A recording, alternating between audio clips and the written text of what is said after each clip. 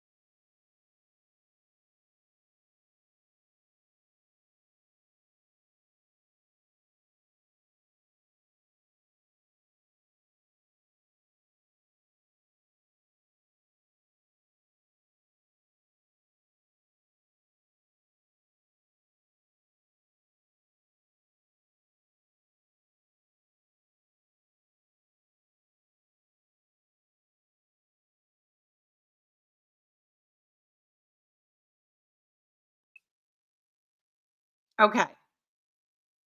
How about now? Start this again. Can you guys hear me now? No sound. Britt says no sound. All right, just let me know. Okay, there it is. Okay, good. Sorry, guys. I really appreciate you guys waiting for me for so long. I am so sorry.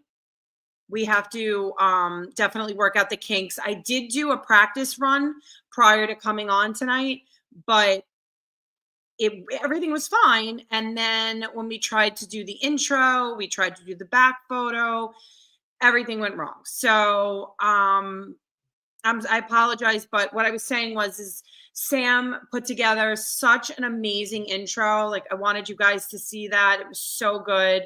And we had a thumbnail to put in the back, and it was just going to be amazing and it was going to be professional. And it didn't work out that way, but that's okay because we're all here. And thank you for joining me here. This is my first YouTube live. So I'm so happy that you guys found me on here, and it's going to take a while for people to transition from TikTok to here. There's actually a way, I think, for me to stream while I'm here and on TikTok, but that's something else I'm going to have to figure out. So, in the meantime, this is a little bit different for me. Usually the comments are right underneath me and I could see them. They're on the side here. So I do have to look at the chat. So if I don't respond, I apologize. It's definitely going to be a learning curve for me, working on the lighting and the proper mic and video and getting everything set up. So bear with me. It's probably going to take me a couple weeks to get it all set up, but I will have to keep going live to improve it. So anyway, I'm just going to take a look at the chat and just say hi to everybody real quick, and then we can kind of get into it. I'm not going to go all the way back because I know you guys were talking for quite some time in the chat while we were trying to figure things out. So, yeah, I had two chats set up. I mean, two videos set up. So we had to get that figured out. All right. So it looks like good. Okay. So I see Susan, Blingy Buffalo, Cali Girl, K Joyce, Phoenix. A lot of my TikTokers are on here. Dawn, Jess. So thank you guys for transitioning over, Britt. I couldn't get my moderators set up. That was another thing. Britt was on the phone with me. We were trying to get that set up, couldn't get that working. So, but it's okay. Deep breath. We're gonna get it. So bear with me while we get started on Karen Read. I don't know if you guys have watched some of the things that have been available on Karen Read. There was Dateline episode. There was a couple of podcasts, and there was a 2020. So I'm going to do a little breakdown of Karen Read. Bear with me if I forget things. Again, this is my first time, so I may get a little stumbled. But okay, so this is the story of Karen Read and John O'Keefe. Karen Read and John O'Keefe were dating. They had actually been they had actually dated when they were younger and then reunited a little bit in their later years.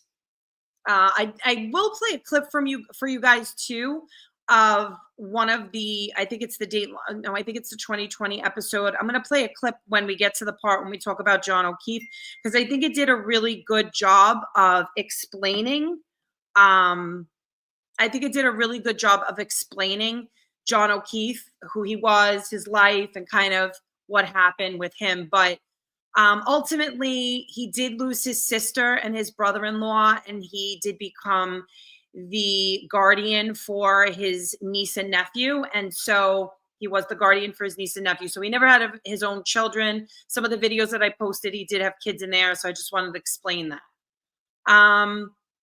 John and Karen, they are from Boston.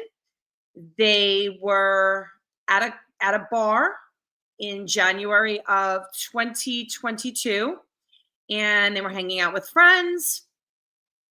You know, I think they were bar hopping from one bar to another bar. I believe John was there first. Karen met him after. I think she was going to drive him home. They had met up with some friends that they knew. He knew mostly. It was mostly his friends. And they drank at this bar and then they went to another bar and they had some more drinks. And then at that point, they were invited back to a friend's house. And so I guess they all separated. John went with Karen and they drove to the friend's house, which was only a couple of miles from the bar. They got to the friend's house, and according to Karen, now there was a little bit, there was a couple of like a little bit of a discrepancy because one of the things that I watch, she said that she was dropping him off, or it said that the program said that they were dropping him off, but in the one that I watched, she said that it seemed a little dark at the house. She was a little uncertain. So she told him to go in first and kind of, like, oh, you go in first, see what's happening, and then, like give me the go ahead. So according to her, he got out of the car. He walked towards the door of the house. At that point, she put her head down, was looking at her phone. I guess she was maybe looking at messages or looking for a song to put on her iPod, no, on her CarPlay, and waited a few minutes. He never came out, and she supposedly got upset because she had waited quite some time and he never came out. Her story was that she didn't see him enter the home, but she saw him get to the threshold of the door. She waited. He never came out. At that point, I believe she became upset. She felt like, he had gone in, maybe was talking, never came back for her. And this is, again, her account of it. And she left. I believe it was after midnight. She went home. She called him. I think they said she called him 50 something times on his phone. And there are clips of him or her set like angry, like, I can't stay here. I can't watch your niece or whatever. She was just kind of like going off at that point. She was mad. She was, she felt like he had just like, went into the house, partied, and like left her outside to go home. And then she was watching his niece and she was calling him. So she called him like 50 something times. And at some point, I guess she fell asleep. Around 4 something in the morning, she noticed that he hadn't come back home. They did not live together, but she had noticed that that he didn't come back home. And so she panicked and started to call friends.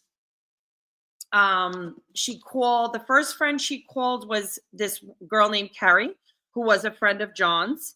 And then she called Jen McCabe. Now, Jen McCabe was the sister-in-law of the person whose house that they went to, the house party.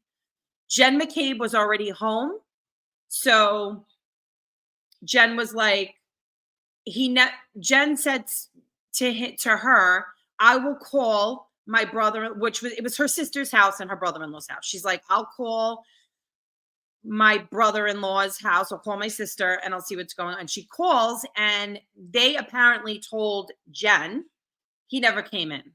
He never came in the house.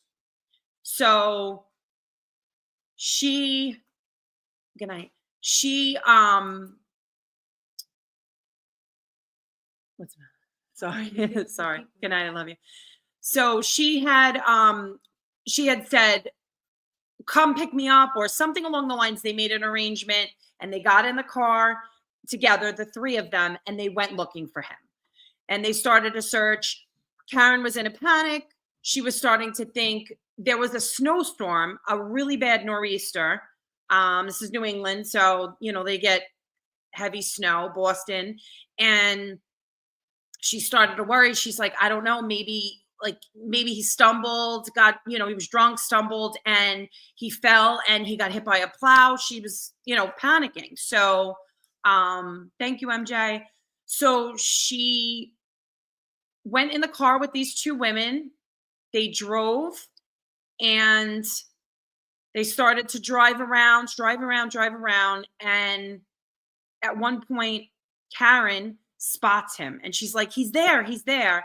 And they pull over and they are on the property of these people whose home that they were supposed to be at the party. They're on the property and they find him and he is unconscious.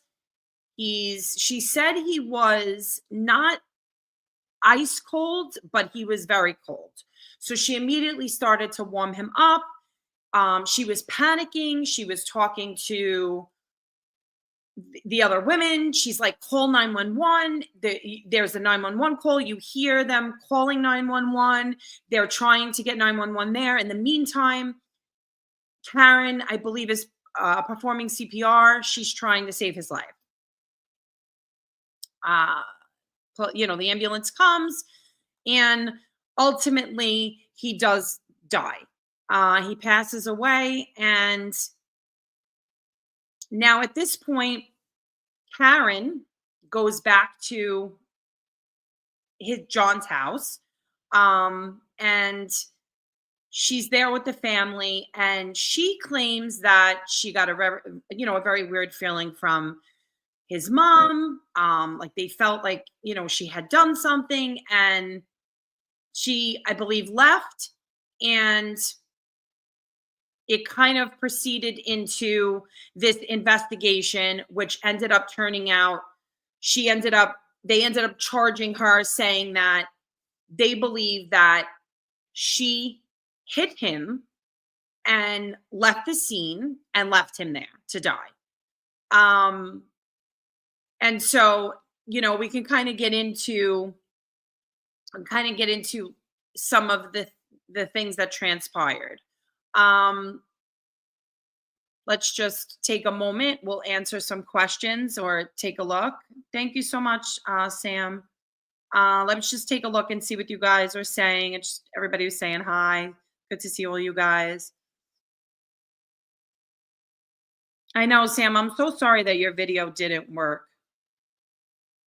So his body was fairly close. However, the sanitation worker testified and said that he never saw John's body. So I thought that was really crucial, because when they asked him on the stand, they're like, "Okay, he's a big, he's a large guy or whatever, and you didn't see this guy at all." And he was like, "No." And they were like, "Well, would you have seen him if he was laying there?" And he was like, "Yeah, absolutely." So basically the family of the house he was at, they say that he never entered the home. Now, what you should know is that John O'Keefe is a Boston police officer.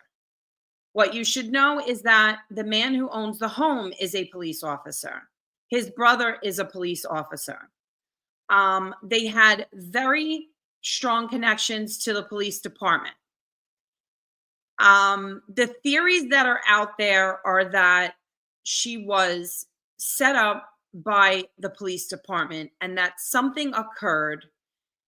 Either he was beat up or he was, he got into some sort of fight and something happened and they tried to cover it up and then they set her up.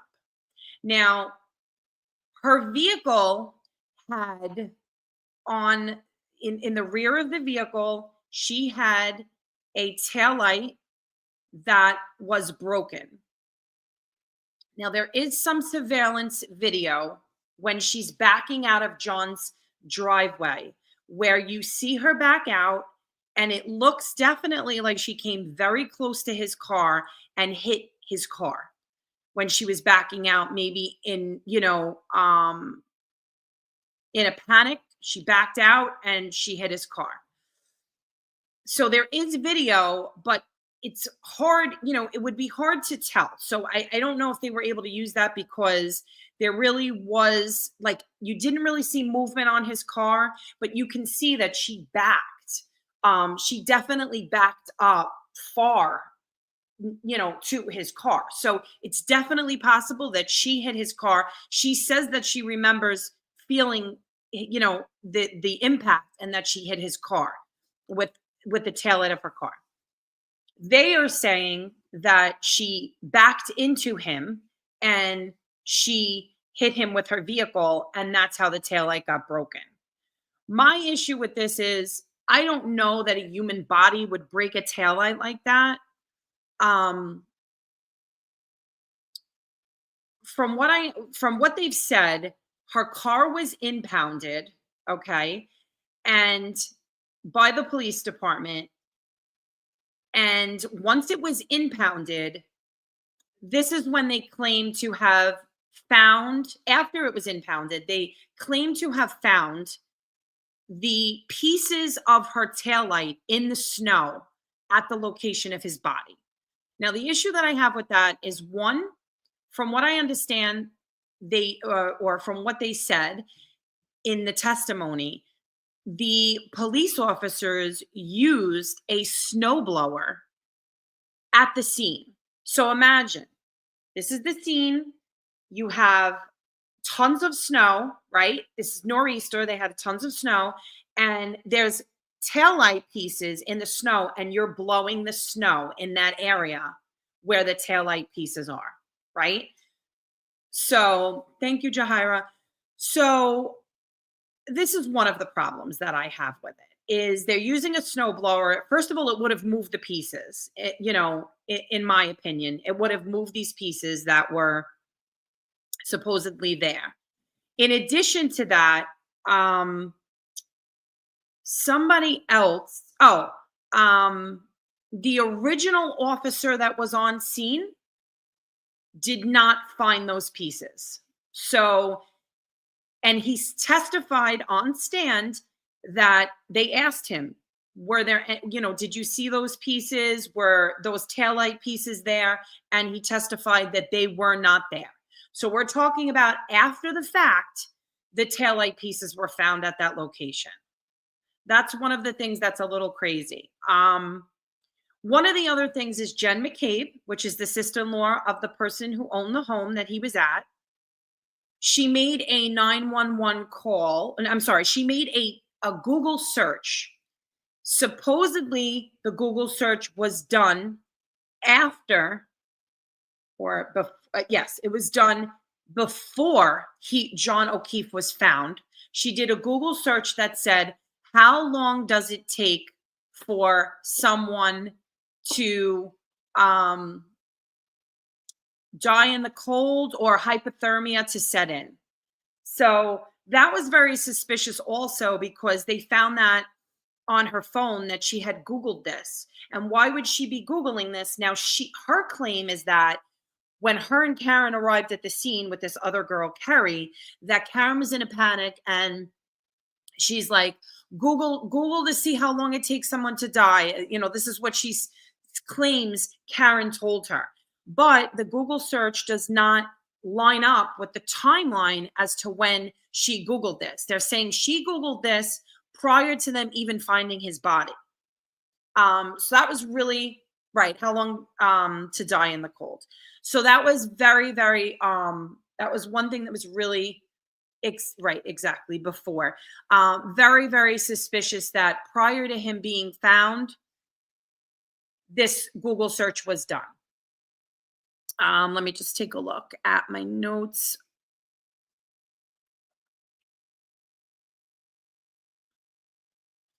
Right, so I got to that part. Let me just take a look. She must have been shot. Yeah, so there is surveillance video of her. Like, there's when the police officer arrived, you see the officer's dash cam, and you can see she's in a panic. Like, you know, she's panicking. She's trying to help. She's running back and forth. At one point, they did put her into the psychiatric unit because they felt like she may harm herself. She was really quite, in a bad state of mind at that point. So, what basically ended up happening at trial, if you guys have a chance and you can listen to the ME, you'll be able to listen to both. There was on both sides, you listen to the medical examiner. The medical examiner was unable to basically, without reasonable doubt, say that he was ran over or hit by a car. His injuries were not consistent, and she wasn't able to validate it. She was not able to validate it. If you looked at his injuries, they showed his injuries. He had lacerations on his arm. His cause of death was blunt force trauma and hypothermia. And the manner of death, which is interesting, was basically unknown, which I find interesting because I don't understand how they can charge somebody without having a manner of death, with having a manner of death as unknown. That I found very interesting because, they're charging this woman and they don't even have a manner of death. Like, they don't have murder as listed as a manner of death. So that was quite interesting as well. There's a lot of other things. So what ended up happening with this case is you had a situation where a lot of people felt that she was not guilty. And there was a creator who took to his YouTube channel. His name is Turtle Boy. And he took to his YouTube channel and his social media platforms, and he shared information, and he kind of created this platform of people that, support her. And it really got to the point where she had people coming to the trial supporting her. It did get very bad. I don't agree with this. It did get very bad. They started going after the family, which I don't agree. At the end of the day, that family, John O'Keefe's family, deserves justice, and they deserve to know what happened to him. They deserve to know the truth. And so I don't agree with that. But she did really build, a whole, group of supporters that truly do not believe that she is guilty for this crime. And there are a lot of inconsistencies. And I think the reason why I lean towards not guilty is because I just don't think there's enough reasonable doubt from what her lawyer said so what ended up happening was the trial ended up ending in a mistrial. The jury was unable to come to a decision, and so it ended up in a mistrial. Now, she is going to be tried again. They have decided to bring these charges against her again, and she will be tried again. And the new trial will be in January of 2025. Her lawyer says that the jury was unanimous on her being guilty as far as she was charged with second-degree murder and vehicular manslaughter. So it's very interesting because it seems like they did not want to convict her. And it does seem like there's reasonable doubt. And I don't think it's going to be enough to convict her. I'm actually surprised that they brought the case again against her, to be honest. But they're adamant about it. And you have this whole side who feels like the police department is setting this woman up, and then you have this whole other side who feels like she needs to be punished, and she's the one who caused his death. They think that she ran him over. She did have a blood alcohol content that was considered impaired. She said she had maybe 4 or 5 drinks. She said she felt buzzed, but not where she, didn't think that she could drive. But they are using that she was, over the limit. They think maybe, I don't know. Some people are saying there's a lot of theories. Some people are saying maybe it's an accident and then she left and she panicked. Then you have the other side, which if you really get into more of what's going on with the case, there's a lot more on the other side now. There's the police department. There's Proctor Proctor, which is Officer Proctor.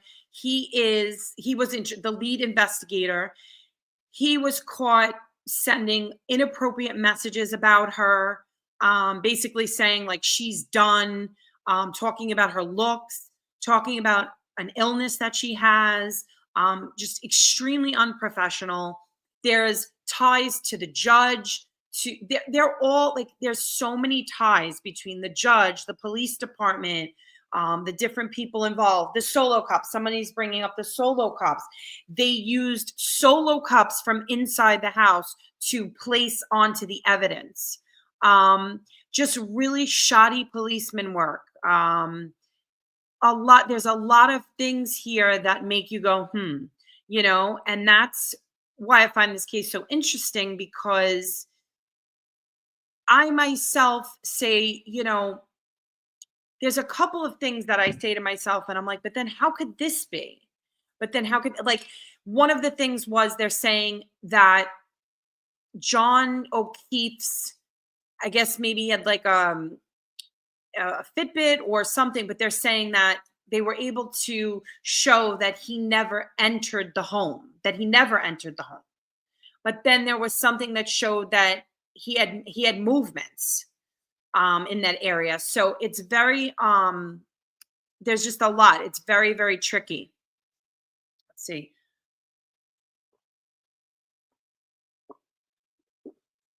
Yes, I do think that you're right. Two things can be true at the same time. The police can be corrupt, and she could have accidentally hit him, not realized he was behind the vehicle.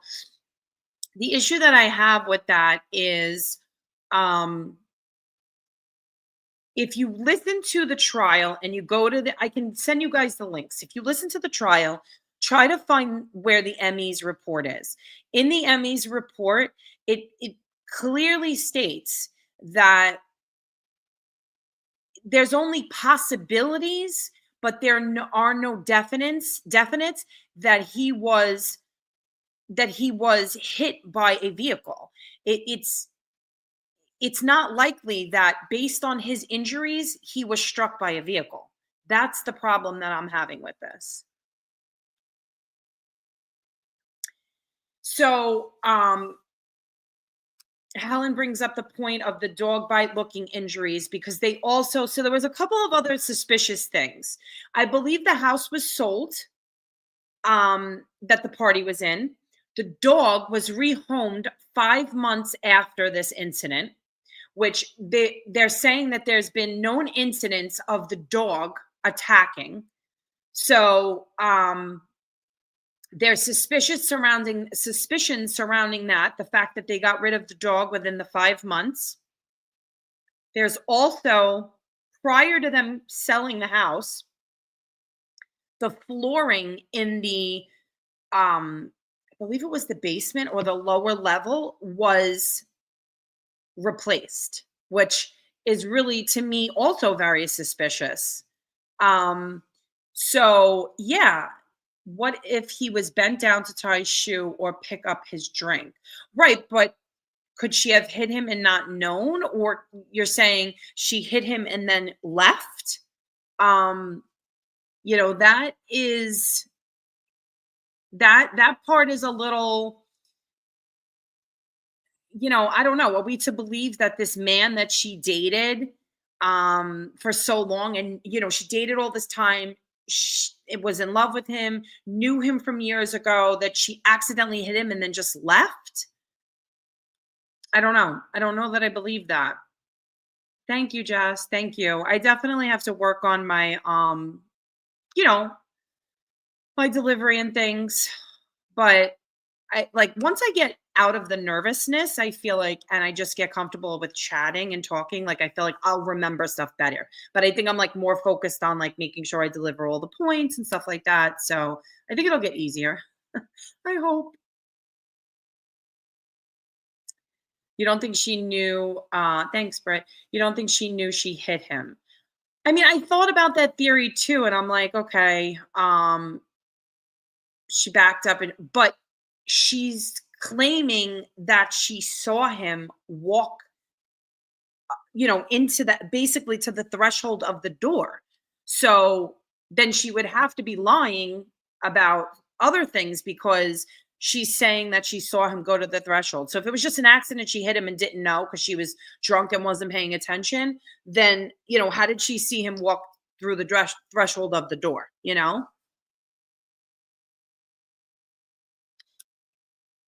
You have to imagine, if you hit a 200-pound human, you'd know. Exactly. I mean, I would think you would know something, right? You would feel something.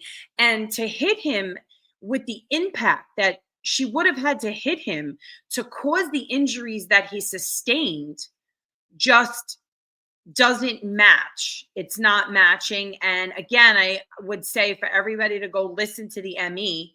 I could play it for you guys if you want. I have the link. I have the time. I can play it. If you guys want to hear it, you let me know and I can play it. I do have where it is exactly. We are acting like she can't possibly lie. No, I don't think that she can't possibly lie. Yeah, it is pretty close. It is pretty similar to TikTok.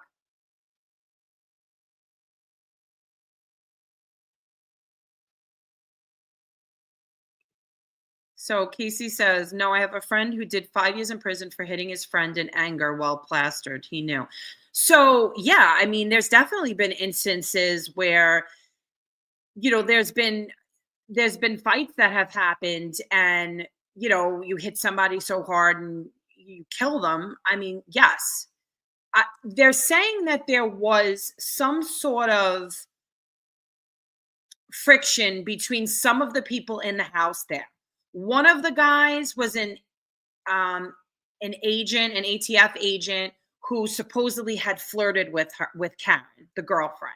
So they're saying there may have been some sort of, rift between him and John O'Keefe. Then there's also supposedly the guy who owns the house, his son was having a party there. He's like a teenager. They're saying there was some sort of um there was a possibility that there was some rift between this teenager and John O'Keefe. So It's definitely interesting because there does seem to be like there was some rifts between some people in the house with him, and there could have been a fight, and they didn't mean to. They were all drinking, and it went too far, and then they tried to cover it up. Thank you guys for all the positive comments. I appreciate it for my first live. Um, Someone says, look at Trooper Paul's testimony and then the ARCA experts who were hired by the FBI. No jury will find her guilty. I agree. I don't think they're going to find her guilty.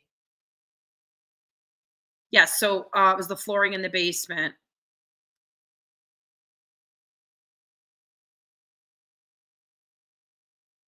Let me try, Britt. Let me see if I could tap one of you guys and add put user in timeout. Ooh, I could put you in timeout. No. Yeah, I was having a hard time doing the moderator thing, so we're gonna have to figure that out. We have a lot of homework to do on this YouTube stuff. My battery's also going dead on my laptop, so I will have to move my location. Oh, what's up, YouTube streets? Oops. Thanks for stopping by. Um, did you guys see the woman that hit and killed two people and she was intoxicated and she didn't even realize it until after she was arrested? She was asking when she could leave because she needed to go to class. I did not see that, but um so it's crazy because in on the stand there was a few people that said that she said, I hit him, I hit him, I hit him, and she just kept repeating it. But she's saying that the way she said it was, I hit him. Could I have hit him? Like she said that she was saying it like she was questioning it. Like, could I have hit him? Did I hit him? Like she was freaking out.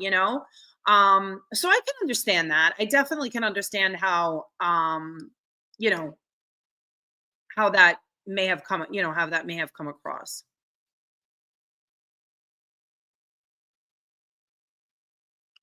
I don't know why the live doesn't have super chats, but I'm assuming it could be because I don't have 1,000 followers. You may need 1,000 followers to do certain things.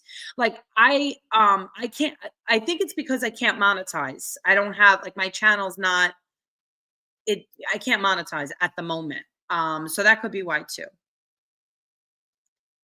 Oh, thanks, Aaron. It's really not. It's just I don't know. It's really not up close. It's really not. Um, I think the police department is definitely corrupt, but getting that many people to tell the state, yeah, so that definitely is something that has you thinking, right? Because it's like you're telling me every one of those people in the house was willing to lie, but you guys got to remember, like it's a brotherhood. You know what I mean? Like they stick together. They stick together. I've seen it. I've seen it. They can stick together. And as much as I love and support and back the police, I'm one of those people. I back the police 100%. There is a lot of corruption that goes on, just like anything else. There is a lot of corruption that goes on. So I would not put it past for people to, lie together. I wouldn't. Crash Daddy, that's what somebody was telling me about. Who posted that about Crash Daddy? I think you need 3,000 hours for super chats and memberships, but don't quote me. Yeah, it could be, Aaron. That's why I wanted to kind of shift over here because I need to keep going live, even though it's going to take a while before these lives get better. I just need to keep going live so that they can get better. I could buy you. Can you buy YouTube followers? Stop.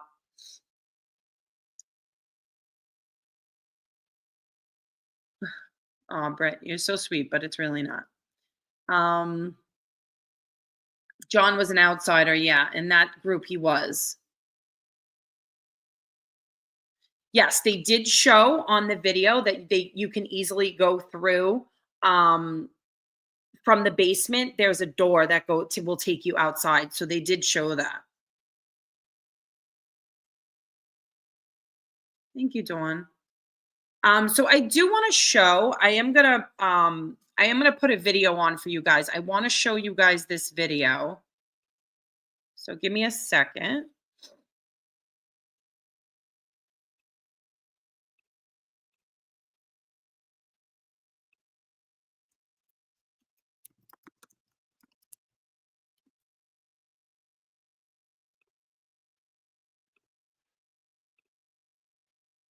Let's see if we could do it.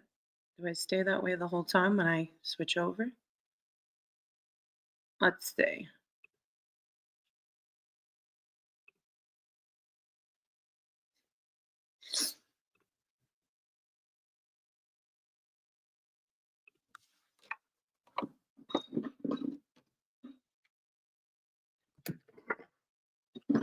Don't know if you guys can hear me, but if you can, I'm moving over to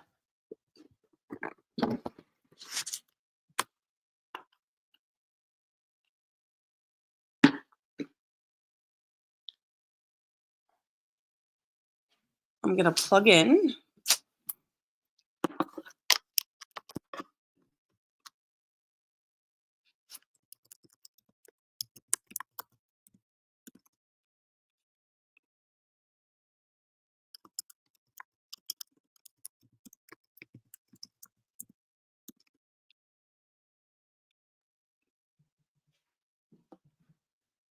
Can you guys hear me still?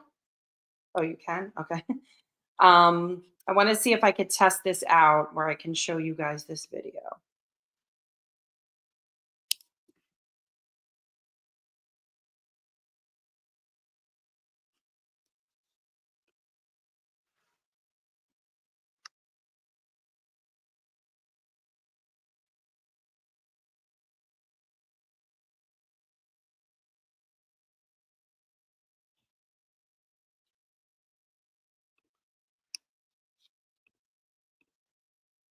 So we'll try to test out some of the features.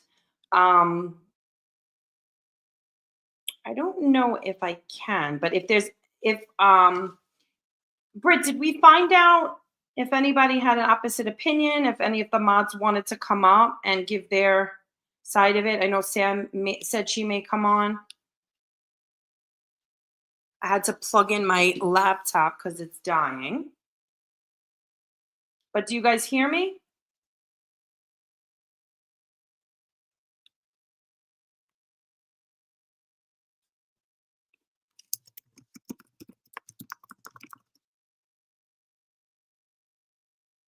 Okay, you guys can hear me, so that's good.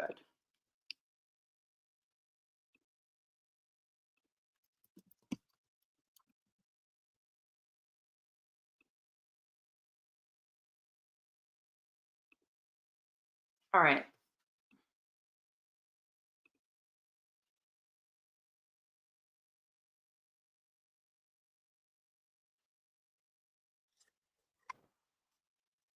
I want you guys to hear it, John.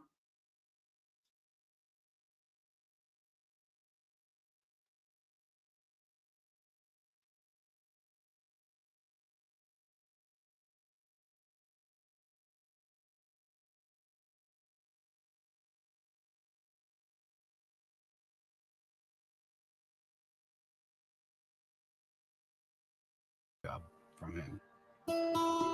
We grew up in Braintree, which is middle class, Boston suburb, heavy Irish. Was it working?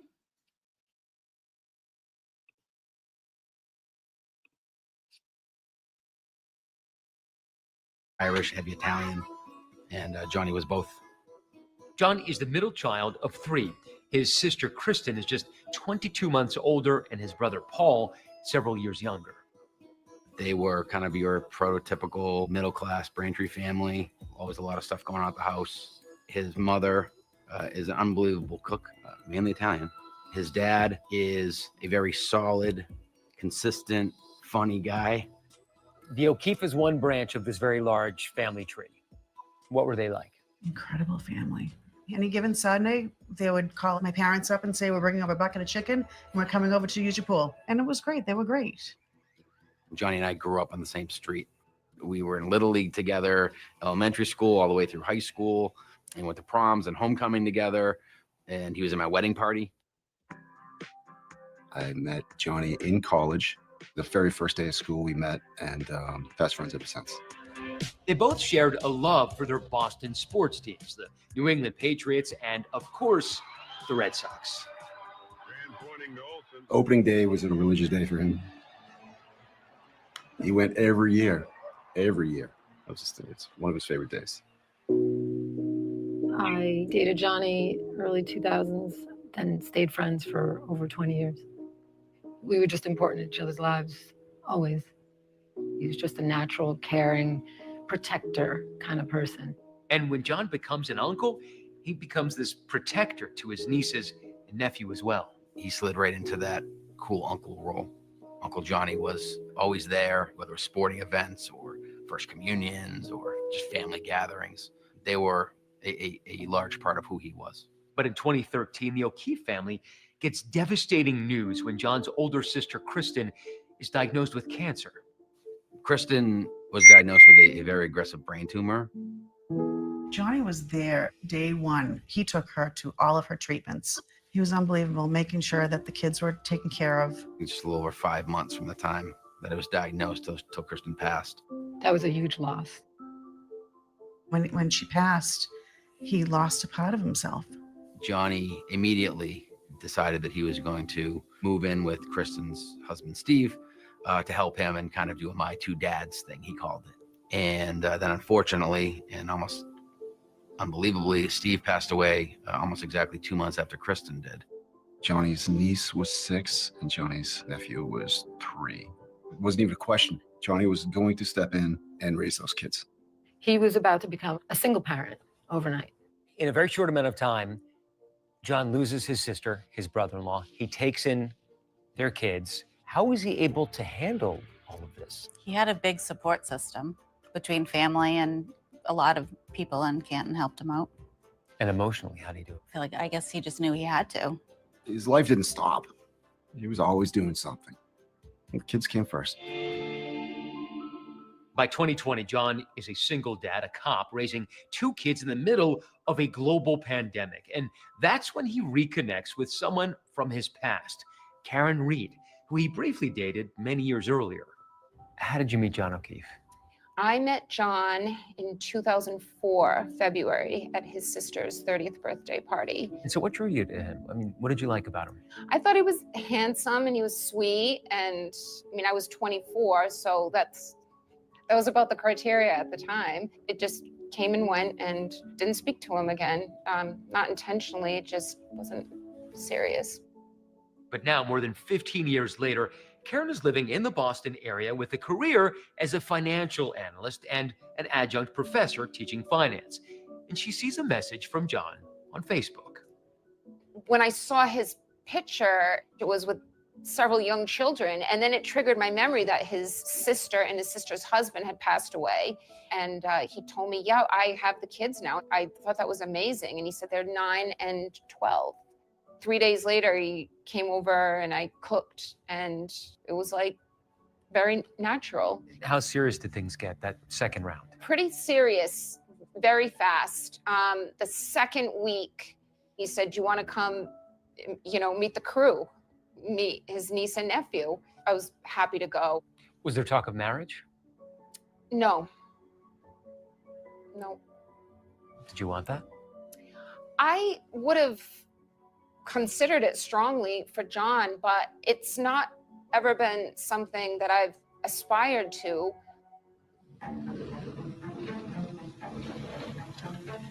We are expecting as much as 18 to 20. All right, guys. So I'm gonna try to just, I want you guys to hear the Emmy. Give me 1 second. Let me try to find that.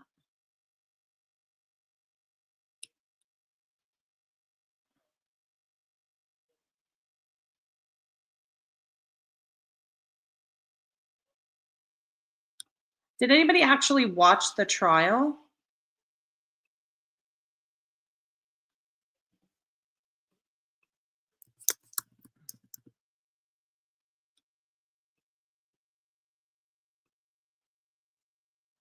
see if I can find.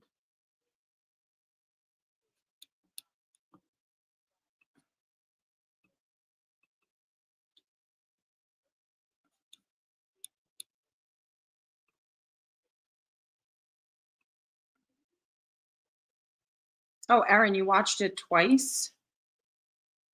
So what do you think, Aaron? Do you think guilty? She's guilty or not guilty?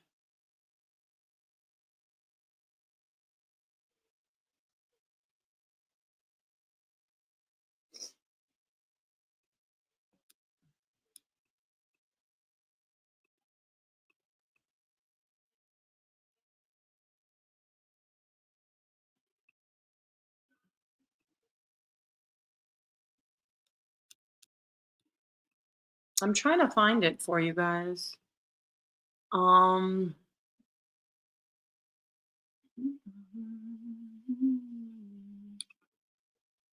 All right, here it is. This is the 1758 is where it is. Can I share my face again? Sorry. Yes, but I'm trying to find the video. Sorry, and I had to relocate.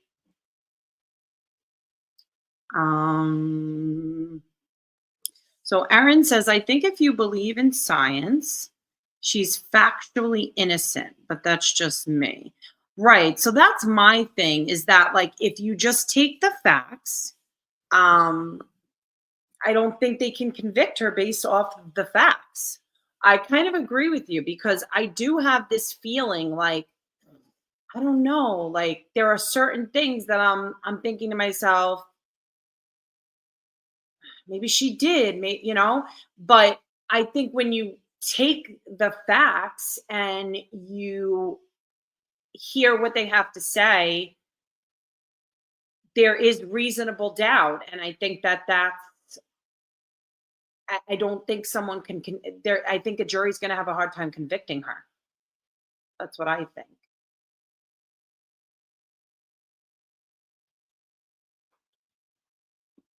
Britt, is Sam in? Is she still here? I wanted to see if Sam wanted, I don't know if it was Sam that was going to come up.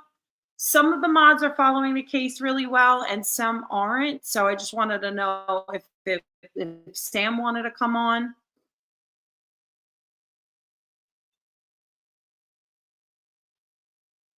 She did not get charged with any kind of DUI. They sold the house, got rid of the dog, changed the flooring. Just very suspicious. Okay, Sam. Let's see. Let me find that link for you guys. Good morning. Good morning. It is trial day 29 of the Commonwealth versus Karen Read. We are mobile streaming today. It's Friday. It's June 21st. I'm just going to get that trial. Give me 1 second.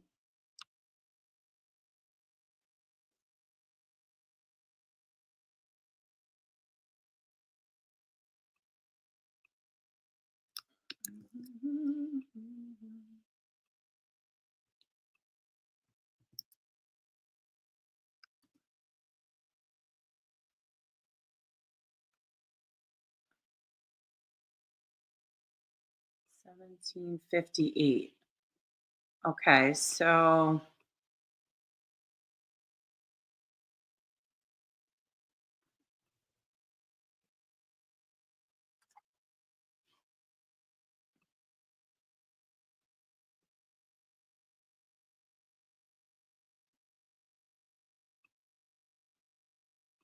$17.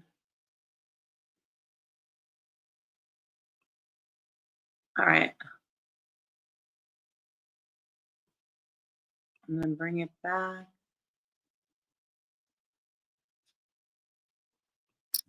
All right. Let's do this.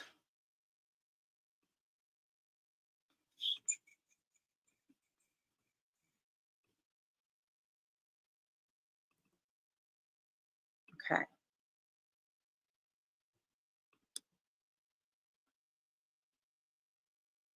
Let's see if it plays. to the back of Mr. O'Keefe's head, skull fracture, would that be consistent with a fall to the ground? It could be. Would that be consistent with being projected by an object, say in a pedestrian collision, and then striking your head on the ground? It's possible.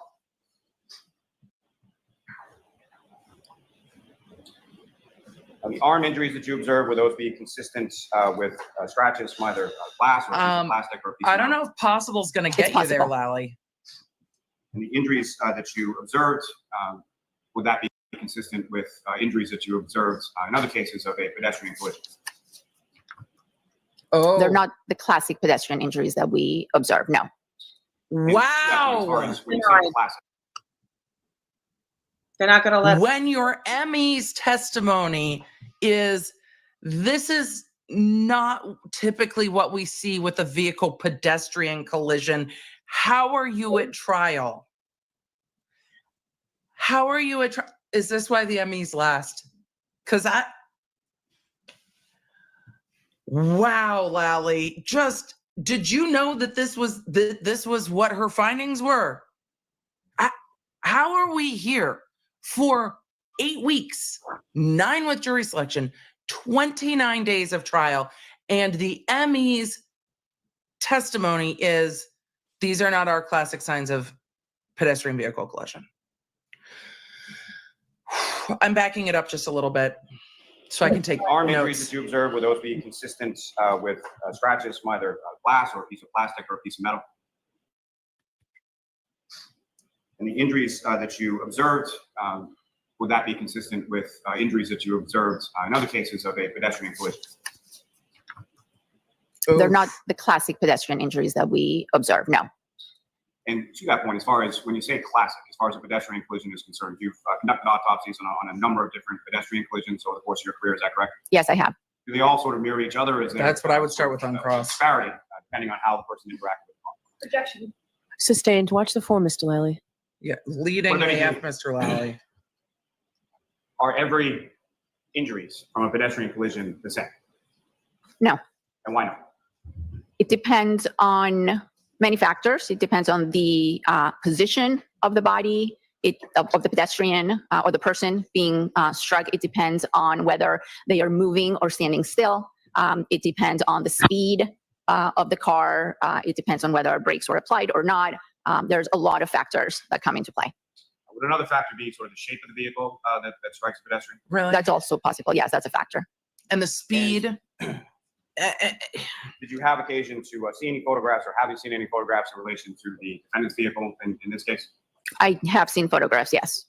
And the size or shape of that vehicle, what, if any, significance did that have to you as far as your examination? Good morning, Octo. I'll allow it. When we have a potential vehicle, clearly we look at the height, because one of the things that we do in most or all pedestrian or people struck by a motor vehicle is look at the legs, because in the majority we see injuries to the legs from the bumper of the car. Again, depending on the kind of car, the size of the car, and the height of the bumper. So in Mr. O'Keefe, I did not see any injuries in the lower extremities. And looking at the car, I did note that it was a much bigger car with much higher, I would say much higher tail light bumper. It was not a sedan or a car that's low to the ground where the bumper would be at the level of, let's say, the knee or slightly above or slightly below. Wow. And again, I believe yesterday in your testimony, you indicated that the skull is a pretty thick bone. Is that correct? Yes. Sustained. With regards, Millie P, have fun at the thickness Celtics of the parade. skull bone, what, if any, significance, or what, if any, what, if anything, you say as far as the type or amount of force that would be would be necessary to cause the fracture that you observed? Projection. Overruled. I would consider the amount of force to be significant, again, without being able to quantify it. Right. You need a biomechanical engineer. I said that weird. Yes. May I have a moment, Your Honor? I don't know how to fix this. Your Honor, what are we going to do? So Oh, I,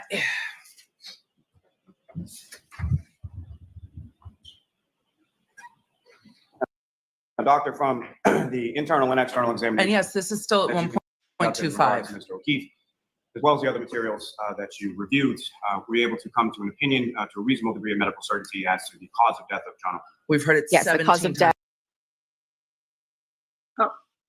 What happens? was due to blunt impact injuries of the head and hypothermia. Thank you, doctor. He's done. Your Honor, I have no further questions. Wow. Cross-examination? Well, that didn't clear much up, did it?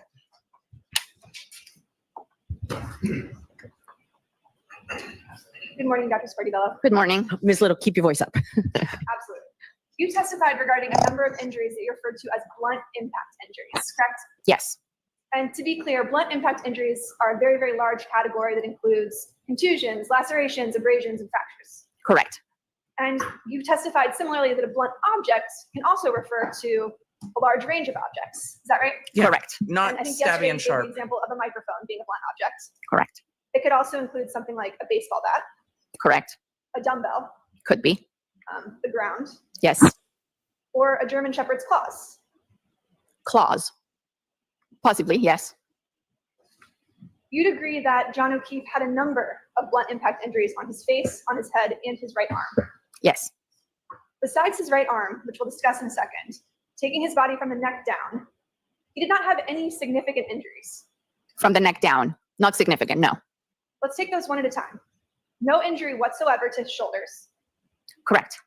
No injuries whatsoever to his chest area, aside from sort of the CPR-related injuries that you discussed. Yes, correct. And that was in the sternum. Is that right? It was in the ribs, just adjacent to the sternum. Yes. No injuries to cold. his torso, other than that. No. No injuries to his back. No. Right. No injuries to his hips. Correct. No injuries to his pelvis. Correct. No injuries to his thighs. To his, Thighs. no. No injuries to his knees. Correct. No injuries to his shins. Correct. No injuries to his ankles. Correct. No injuries to his feet. Right. This is Correct. their closing. From the neck down, he did not have a single. They're going to make broken all bone, of these again, aside from arguments. those CPR-related injuries you discussed, correct?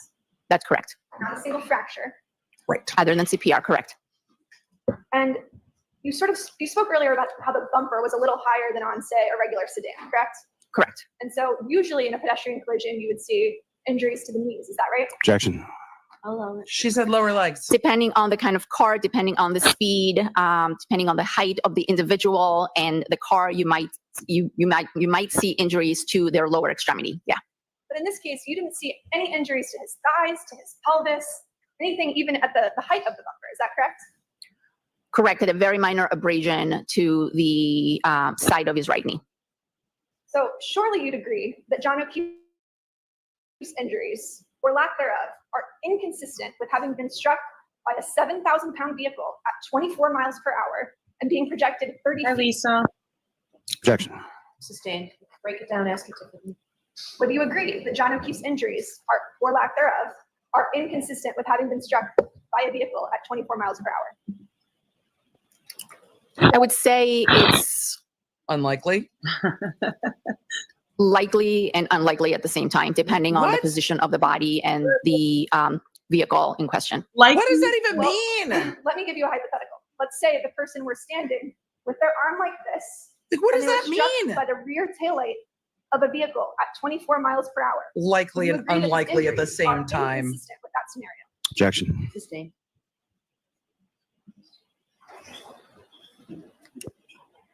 Maybe approach, Your Honor. Sure. thank you. All right, we're gonna zoom as they approach. I don't think this ends Likely and unlikely at the same time.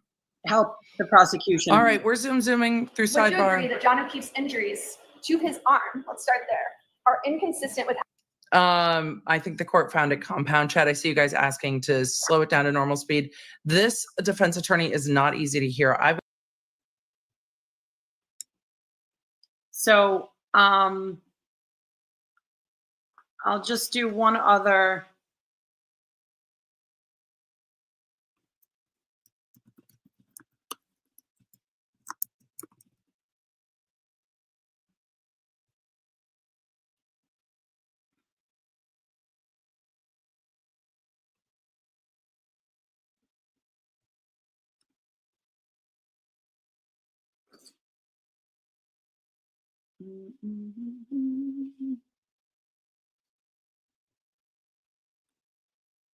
Okay, Amber, there's one other clip that I wanted to show you guys.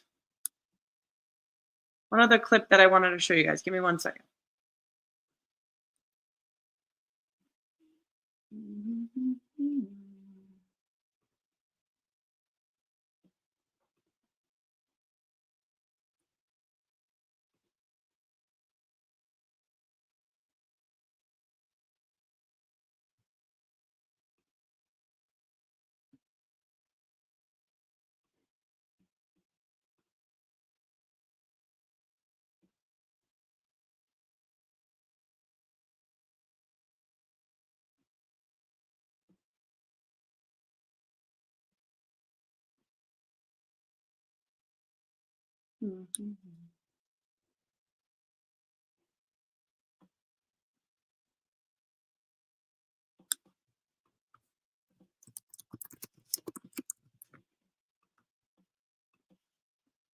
I wanted to show you where they were talking about, thanks, Jess. Good night. It's likely and unlikely. Then how could they give a definite yes, he killed by being, yeah, I mean, that, I feel like the Emmy is like one of the most important, and she wasn't able to solidify anything.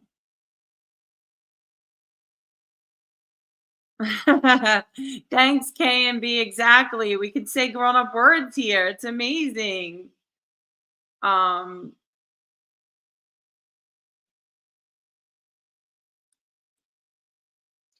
don't even know if I would know how to do that, Amber. I can invite.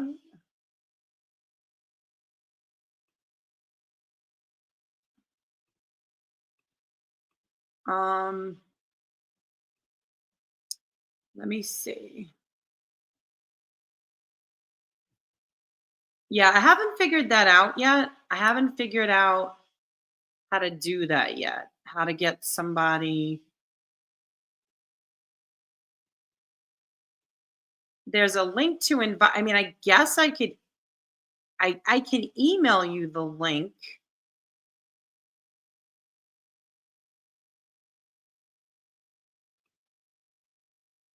I don't think you really can tag people. You can tag people. And if I want to invite, I would have to email the link. When I switch, do I freeze? Do you guys stop hearing me?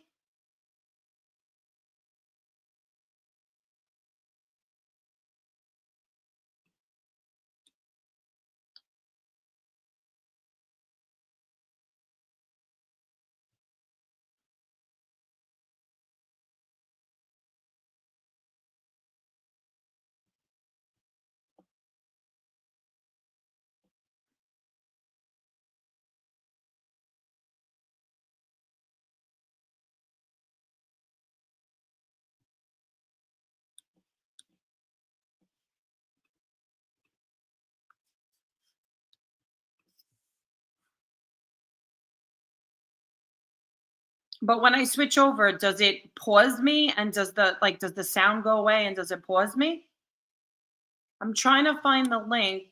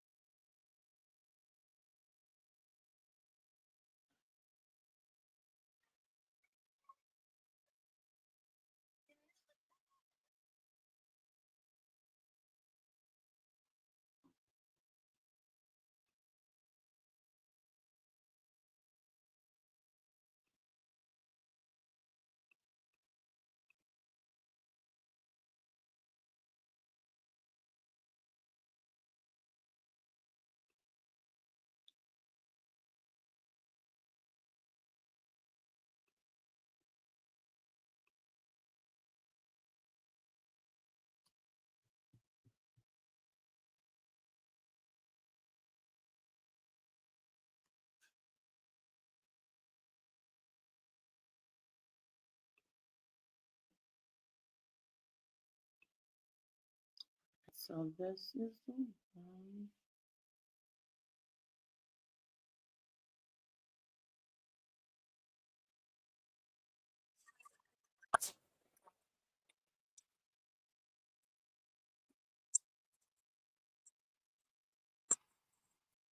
home around 12:15. She leaves around 12:30, but nobody ever sees Karen or John go inside the residence. It was snowing that night, and it was snowing pretty hard. At some point, it was blizzard conditions. Visibility was poor. Karen Reed drives when she backed out of the driveway from the Alberts house back to John O'Keefe's house, where she's staying that night. And between basically 12:40-ish and 5. John, I'm going home. I cannot babysit Amy. I need to go home. She leaves him 8 voicemails. You are useless right now. Another girl living next to me. You're a loser. Mad. Denise then makes a phone call first to Carrie Roberts, a friend of both John O'Keefe and Karen Reed, saying John didn't come home. Karen's really upset. And Karen Roberts heard Karen Reed sort of the background of that call.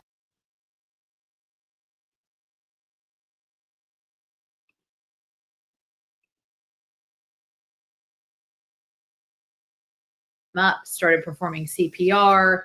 I know, I'm on the phone with the ambulance. I know, honey, I know. So, Carrie, you got to get off him, honey. Carrie, you got to get off of him. Is there any bleeding or anything? Maybe hit his head out? Yes, possibly. There seems to be bleeding in the face. Okay, bleeding from the face. All right. One of the women is doing CPR. It doesn't seem to be breathing. Just give us a call back if he becomes responsive, right? But we're on the way. He is in dire condition by the time EMTs arrive. A number of EMTs arrive. At 6:23 a.m., John O'Keefe is transported to receive medical attention. He has minor abrasions. He has a bruise on the back of his right hand. But mostly what we're looking at is multiple skull fractures. He also has 2 black eyes, and those can be consistent with head trauma. John O'Keefe was transferred to the hospital and he was declared dead. Now, law enforcement has to figure out what on earth happened to him. Police officers arrive. The snow is really coming down now. It's really a blizzard now. And it's just kind of this frantic scene. Over the course of those frantic several minutes, Karen Reed said some version of the words, "Did I hit him? Could I have hit him?" Plus, they had confiscated. Karen Reed is arrested and charged with second-degree murder, manslaughter while operating a vehicle under the influence of alcohol, and leaving the scene where personal injury or death occurred. Karen pleads not guilty to these charges. But could something else have happened? It was kind of going on throughout the night. People were kind of where they're talking Want to about start a podcast, but not sure how. Riverside. the other got kid you that covered. was at the house. First, and go to riverside.fm and open an account. When you're ready to record, just hit record to capture high quality audio and video all from the comfort of, well, anywhere. Even if the only camera you have is on your phone. With Riverside, you'll still look like a pro. The equipment doesn't matter. You'll get a professional looking podcast using anything you already have at home. When it comes to editing, it's truly idiot proof. Even with zero experience, you can create content like an experienced editor using Riverside's AI tools and intuitive editing features. Get transcriptions automatically and use them to edit just like a scan. Ready to share? It's okay if you don't have an audience yet. Everyone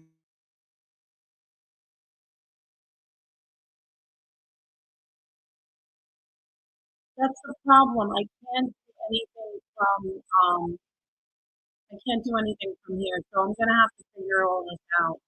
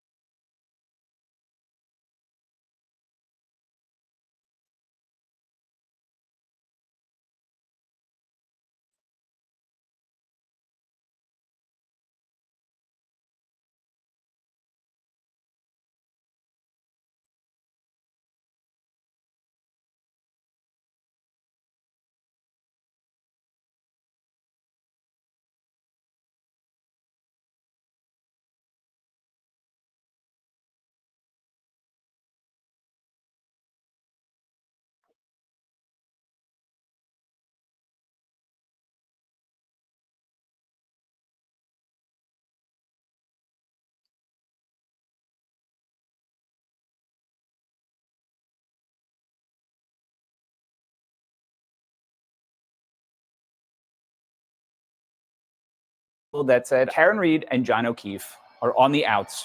Their relationship is falling apart. And at that point, she's made the decision. It's over. She's furious at him. They're done. She calls John multiple times throughout the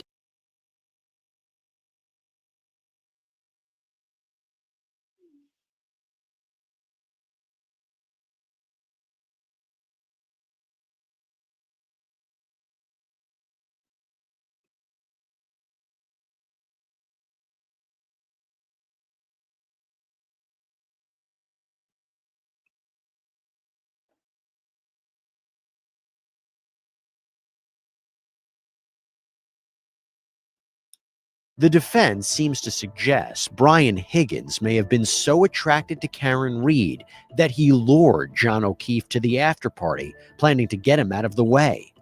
But was O'Keefe even at the party?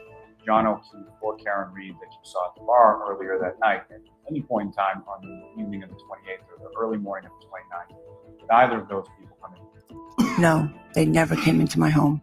At any point in time, did you see John O'Keefe at that house, come into that house, around that house, at any point in time? Never. In fact, GPS tracking of John O'Keefe's phone supports the idea that he was never inside the house. There was no GPS points ever showing inside the home, the backyard of the home. In your opinion, sir, at any point in time, from the data that you reviewed, did Mr. O'Keefe enter 34 Fairview Road? No, not at all. Nobody saw John O'Keefe enter that home. Nobody can place John O'Keefe inside the home on January 28th. But then nobody sees him on the front lawn lying dead either. We looked out that window with that clear and good view. There was no body, was there? I never saw a body. Thank you. I wish I had.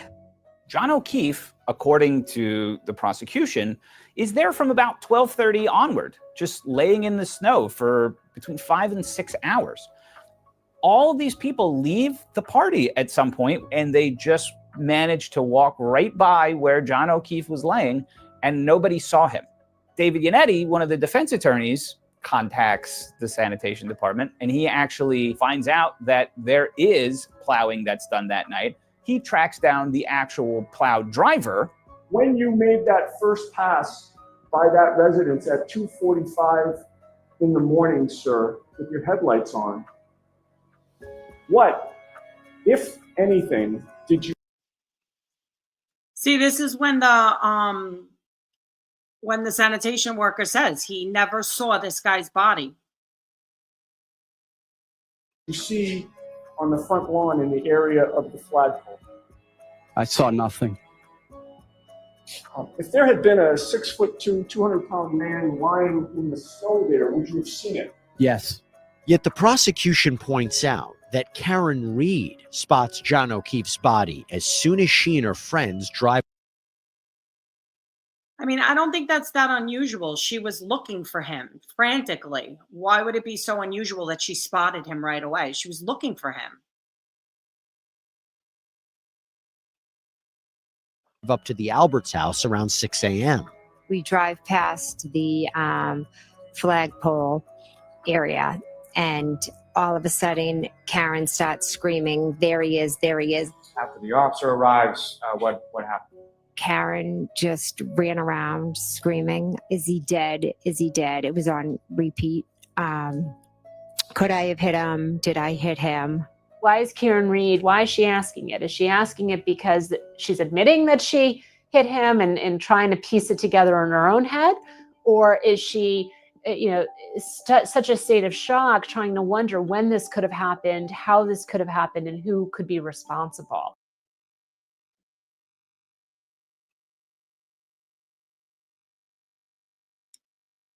Seen at 34 Fairview for an hour and 40 minutes.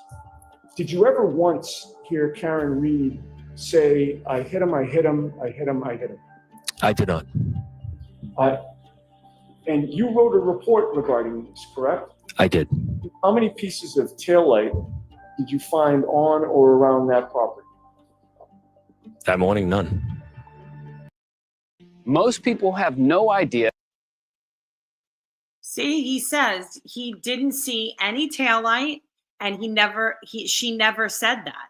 But yet all those people that are all connected to each other said she said it.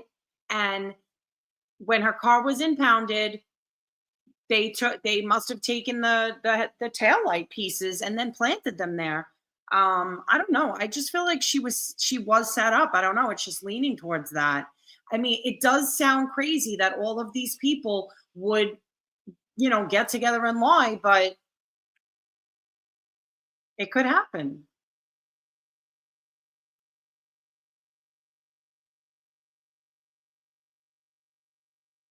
Yeah, 360 does definitely, if you don't have 360 set all the way to 0 on the miles, it will tell you that your child's home and they could be blocks away. So you have to have it set to like 0, 0, 0, 0. And even then it still will show sometimes like next door. Yeah, that the best way to make money on Amazon isn't with physical products. The cracked taillight really became another hyper-focused piece of taillight. The shoe.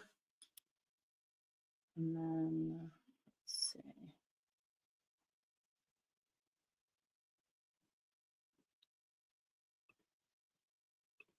Willing to cover This for is fellow the law enforcement cop that I officers. was talking about. And then 5051 says, oh, she's skating, right? Correct. And what did you write after that? My response was 0 chance she skated. And then what did you write? She's 0 chance she skates. She's right? correct. 17 hours into this investigation, Trooper Proctor, you made the decision that you were going to put it on Miss Reed, didn't you? Put the case on Miss Reed. She's going to catch the case, correct? What you meant by that comment, Trooper Proctor, was I am going to make sure Miss Reed doesn't skate.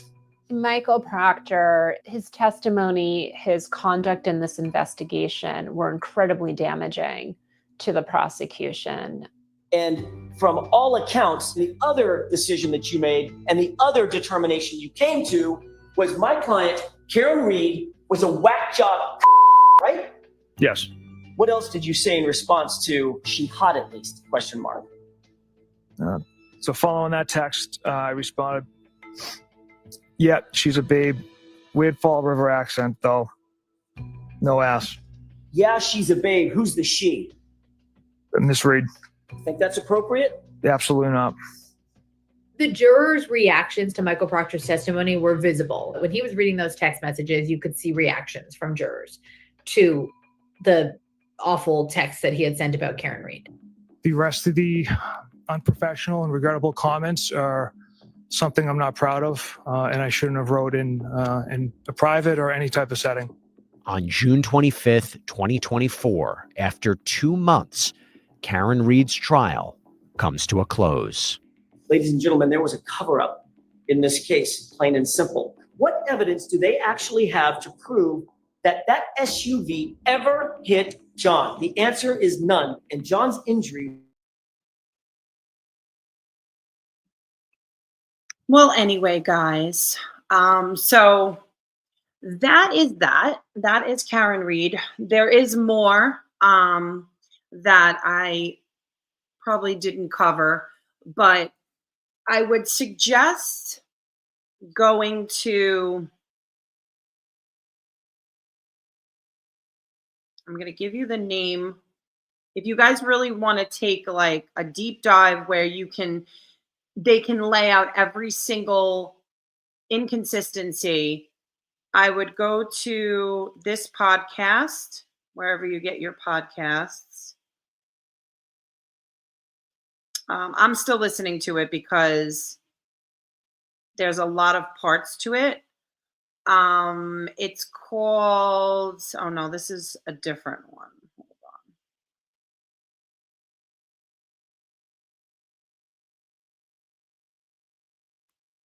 Conspiracy in Canton. It's actually season 2. It's season 2.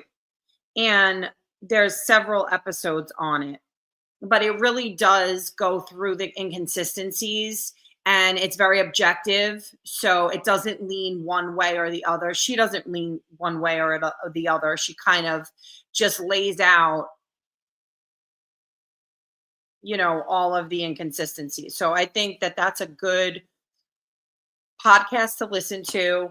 And then some of the sources that I used tonight was the 2020, the Dateline episode, and then there was one on YouTube from Law and Crime. It was a 45-minute one, and it gave a good breakdown. So if you guys want to continue to chat about Karen Read, because I'm definitely not going to stop following this case, if you want to continue to chat about it, just make sure you guys are in the Discord. We have a pod channel in there, and we talk about it. We talk about all of the cases, upcoming cases, and things like that. So we definitely will go over that more in there and follow it as she goes, you know, to trial again, and see what happens with that. The guy, Turtle Boy, that was defending her is being, I believe they have charges against him now for getting like involved in this case. So there's definitely a lot of shit going on with this one. So we have to keep an eye on it.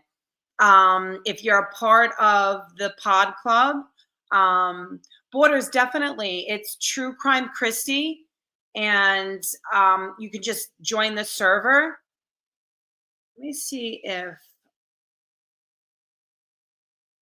there's a separate. Yeah, so it's True Crime Christie is my name, and then True Crime Christie is the server. So if you could find me or the server, I can get you linked up to the pod club. And then we have different channels for different cases that we're following. I'm probably going to make a Karen Read now that we've discussed the case. I will make a Karen Read.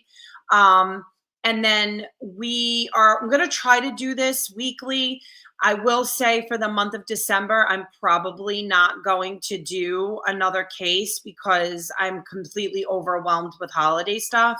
So I would say after the new year, when I have better equipment and I know how to use YouTube, I will be back on here in full force. And what we usually do is we poll the audience to see what cases you guys want to cover, and then we cover those cases. So we'll be doing the poll in the Discord, and then we'll be discussing those cases. So, and I do invite guests to join. If you have a case that you really know really well, you're welcome to come up and discuss the case. That I'm leaving it as an open platform for now.